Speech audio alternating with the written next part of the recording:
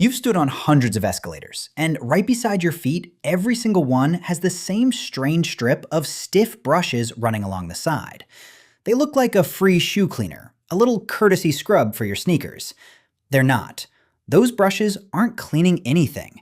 They're there because the machine beneath your feet is quietly trying to eat your shoe, and those harmless little bristles are the first thing nudging you out of the way.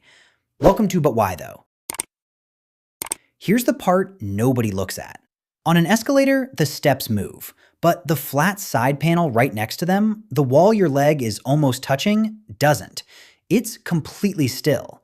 So right where they meet, there's a seam, a thin gap between a wall going nowhere and a step dragging steadily upward. And a moving surface pressed against a still one is basically a slow, patient machine for pulling things in.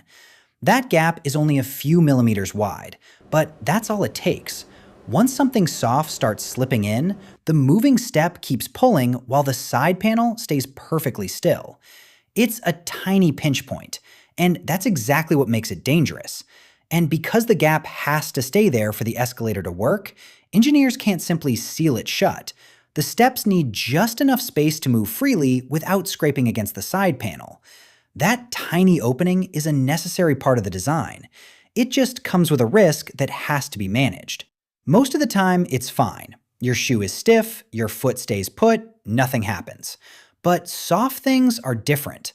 Flip-flops, Crocs, loose shoelaces, even the hem of a long coat can drift into that seam, catch on the moving step, and get pulled into the gap before you even realize what's happening. So how do you stop it? You can't remove the gap completely. The steps still have to move past the side panel. So engineers did the next best thing. Keep people's feet away from it in the first place. That's the brush. It runs exactly along the danger line, and it does one quiet job. The second your foot drifts too close to the wall, the bristles nudge it back toward the middle. It's not scrubbing your shoe. It's gently shoving it out of harm's way, thousands of times a day. It's such a simple idea that most people never even notice it's working. The instant those stiff bristles touch your shoe, you instinctively shift your foot away. No alarms, no flashing lights, just a tiny reminder that you've wandered a little too close to the only place on the escalator designed to stay clear. And here's why it's bristles. They can touch your shoe without catching it. They flex, gently push your foot away from the wall, then spring straight back into place.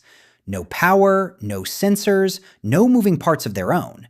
So it was never a shoe cleaner. It's a tiny bouncer, standing at the edge of every escalator, politely refusing to let your feet anywhere near the one gap that could actually ruin your day.